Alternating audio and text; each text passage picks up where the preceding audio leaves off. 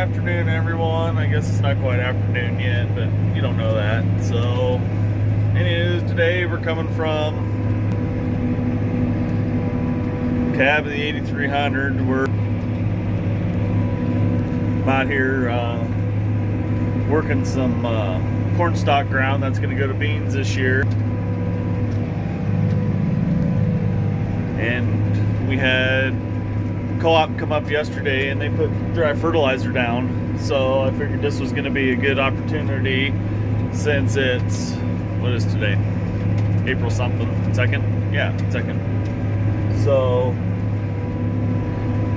figured it'd be a good chance to talk a little bit of what we're doing, why we're doing, and how this would apply to food plots. So the dry fertilizer they put down on us was a product called Phosgro 40. It's a multi-nutrient fertilizer. It's got just about a little bit of everything in it. I think it's got some sulfur, some zinc, some nitrogen. I don't have the breakdown of it in front of me here, but if you get on the internet and look up a product called 40 Rock, that's what it is. It's except for this Phosgro 40 has a chemical that's encapsulating it that makes it a slow release, time release, so that way it's not all being released at once. It kind of slowly makes it slowly dissolve, so that way the plant or crop gets to full utilization of that product. I don't know if you can see out there in the distance, that's my uncle. He's injecting anhydrous ammonia for the corn ground. I see he stopped. He must have broke his shear bolt. Anyways, I'm getting up here to a headland to let me turn around and we'll continue our conversation. Okay, we're back up and turn around here. So anyways, yeah, he's going again there. So I'm guessing he must have broke a shear bolt. Anyways, you're probably asking, so why are you working it into the ground? And the no-tillers out there are probably all like, you can't do that. You can't work that fertilizer into the ground. Well, yeah, I can. And here's why. So we are still extremely abnormally dry here in eastern Nebraska, and we are wanting to apply this fertilizer and get it into the ground so that way it doesn't evaporate and we lose it and spend all that money and it'd be a waste. Here, I'm gonna stop. I'm gonna show you guys this stuff.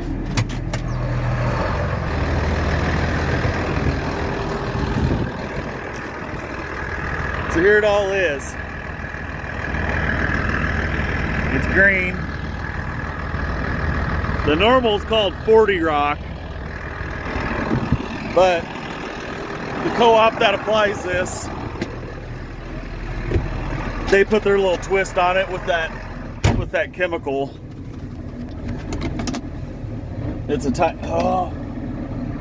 I worked for this co-op for a while, so you think I'd remember, and I sold a lot of this stuff, so you'd think I'd remember. It's on the tip of my tongue, but anyways, it doesn't matter. I'll figure it out and I'll add a link here, but it's good stuff. You can put it on. They spread the whole farm here with it. Bean ground, corn ground, everything.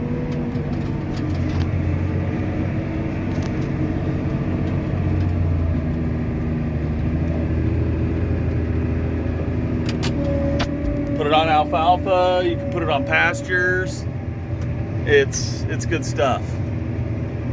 It's got just a little bit of everything in it. So if you're one of those guys that's not quite sure what you want to do this.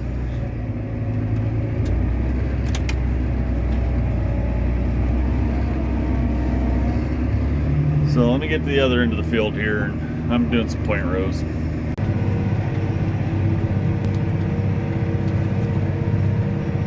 Do the old farmer wave here.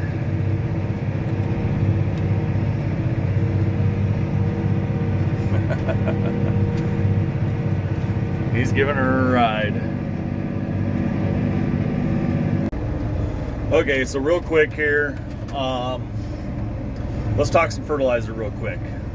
So people doing food plots are generally not going to be, depending on the size of the food plot you're putting in, if you're only doing like an acre, you're not going to be putting these kind of amounts or this type of fertilizer down.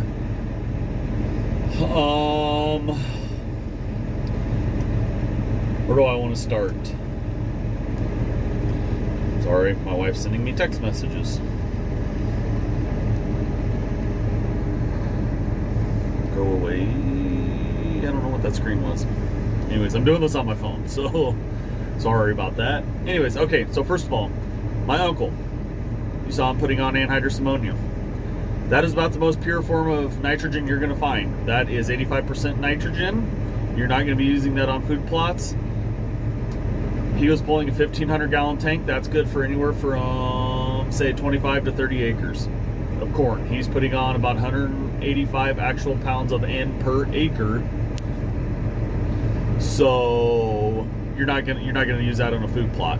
That stuff is dangerous. Most people, excluding farmers, don't know how to handle it. It will kill you. It is an inhalation hazard. So stay away from it. You're going to end up, so then the next two are, so you can do 2 liquid fertilizers out there. There's 28% nitrogen and there's 32% nitrogen. When I was at the co-op, we sold 32% nitrogen. There's a co-op about 5 miles east of us that sells 28%. I like 32% better. More nitrogen. So let's get into some dry fertilizers. That's where you're going to come in in your food plots. Let's go to some basic chemistry here. So here's a product. It's called 1152O. 1152 and O. So you got your NPK. That is your fertilizer breakdown.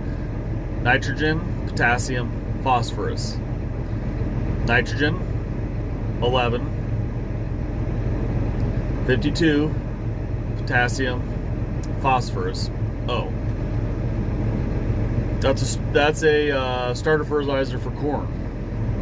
You can use that. You'll probably, I don't know how much you're going to want to spread. And here's the other thing is you really need to take soil samples and figure out what your soil needs are.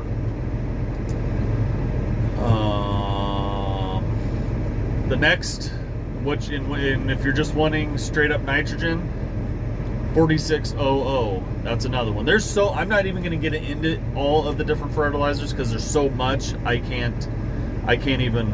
I probably don't even know them all.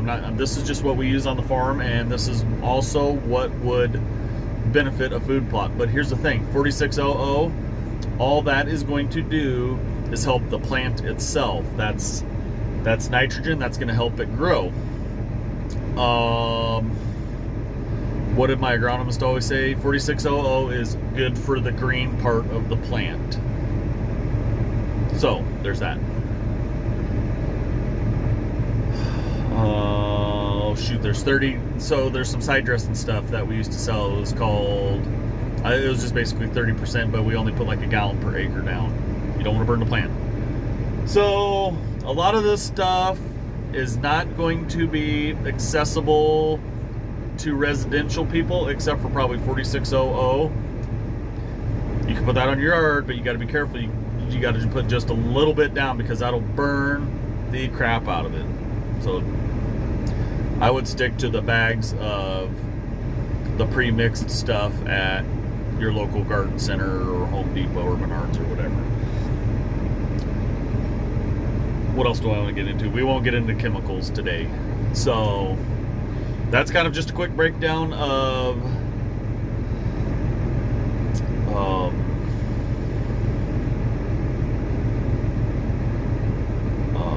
some stuff. Was another product we sold. Oh, 0060. That was not potash. That was phosphorus, potash. That's potash is potash. Or no. Yeah. 0060. That is potash. I've been out of the game long enough. I can't remember all my chemical compounds here. Pel lime. So if you Pel lime. If you apply Pel lime, correct me if I'm wrong here, if you apply it now, that's available now, but if you use ag lime, it takes a couple years for ag lime to neutralize your soil. What is ag lime? Crushed up limestone or lime dust. About 15 miles away, we have a limestone quarry. The byproduct of the crushing of the limestone, you get lime dust. What do they do with it? They sell it to farmers for, let's just say, dollars. It's pretty reasonably priced. Anhydrous ammonia will make your ground acidic, so you spread ag lime on a field. You got to get soil samples for them to let you know, just to get exactly how much, but that'll neutralize the soil. It takes a couple years, but it will help. So let's get rolling here again. I'm rambling.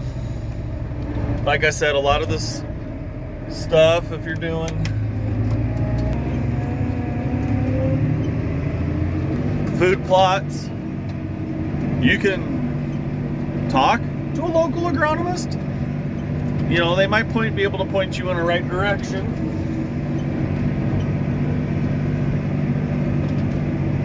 You know, it's also trial by error. You know, I guess it all depends on what you're putting down for a food plot. This time of the year, you're probably planting some kind of oats or some grass related.